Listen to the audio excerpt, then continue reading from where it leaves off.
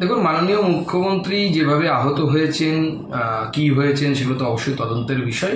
যাদের তদন্ত করার দায়িত্ব তারা করবেন, কিন্তু আমার মনে হয় এই মুহূর্তে সবথেকে বড় বিষয় হচ্ছে মাননীয় মুখ্যমন্ত্রী যতটা দ্রুততার সাথে সুস্থ হয়ে নিজের স্বাভাবিক জীবনে ফিরবেন, আমরা সেটাই প্রার্থনা করছি ঈশ্বরের কাছে। উনি দ্রুত সুস্থ হয়ে ফিরে আসুন স্বাভাবিক কাজে, সে রাজনৈতিক কাজ হোক এবং প্রশাসনিক কাজ হোক।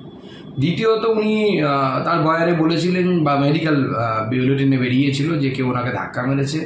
পরের দিন অর্থাৎ আজকে বলা হচ্ছে যে ওনার মনে হয়েছে কেউ ওনাকে ধাক্কা মেরেছে।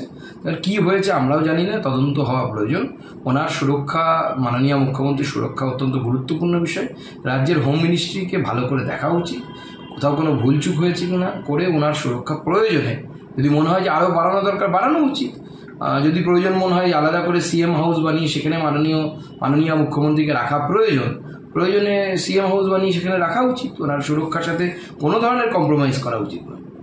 देखिए, सबसे बड़ी बात ये है कि आदरणीय मुख्यमंत्री जी का एक एक्सीडेंट हुआ है, तो इस वक्त तो सबसे पहले मेरा ये मानना है कि वो जल्द से जल्द स्वस्थ होकर अपने स्वाभाविक जीवन शैली में लौटे और राजनीति के मैदान में आए।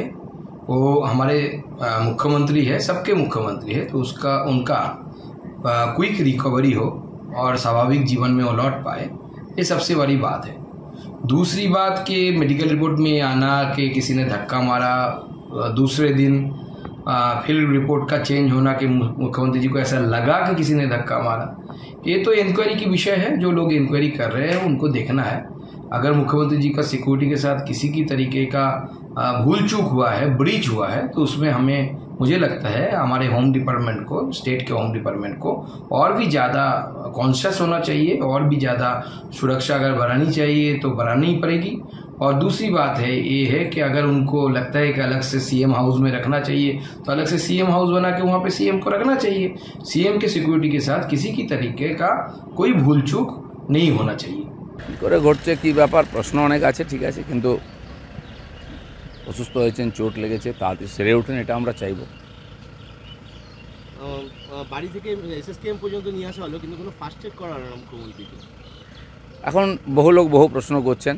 প্রথম হচ্ছে ওনার সুস্থতা, তারপরে এটা নিয়ে তদন্ত হওয়া উচিত যে কী করে ঘরের মধ্যে চোট পেলেন, কেন এগুলো হয়নি। অনেক প্রশ্ন থাকে সব ঘটনার, সেই প্রশ্নটা ভাবা উচিত, কারণ উনি আমাদের পশ্চিমবাংলার 1 নম্বর ব্যক্তি, তার শরীর স্বাস্থ্য নিয়ে আমরা সবাই চিন্তিত। অবশেষে অর্জুন সিং আজকে আবার বিজেপিতে যোগ দিচ্ছে, দায়িত্ব নিয়ে একটা হাতাহাতি লড়াই। অর্জুন সিংকে ভাইপোকে দায়িত্ব দেওয়া হলো এজেন্ট তৃণমূলের। জানি না যোগ দিচ্ছেন কি না, কখন যোগ দিচ্ছেন, তারপরে কোথায় ক্যান্ডিডেট হচ্ছেন, ডিক্লেয়ার হোক, তারপরে বোঝা যাবে। অবশেষে আবার ইডি সন্দেশখালী শেখ শাহজাহান 3টে গাড়ি সিজ করলো। দেখুন, ইডিতে যে ঘটনা, সন্দেশখালী যে ঘটনা ঘটেছে, তার মধ্যে বহু রহস্য লুকিয়ে আছে। আমরা প্রথম থেকেই বলছি, সেই জন্য তদন্ত যত এগোবে অনেক লোক ধরা পড়বে, অনেক ঘটনা, অনেক কুকীর্তি সব বেরোবে। তো অপেক্ষা করা উচিত, এবং আমার মনে হয় সেটা খুব সিরিয়াসলি কেন্দ্রীয় সংস্থাগুলো করছে, কারণ পশ্চিমবাংলার মানুষ খুবই চিন্তিত সন্দেশখালীকে নিয়ে।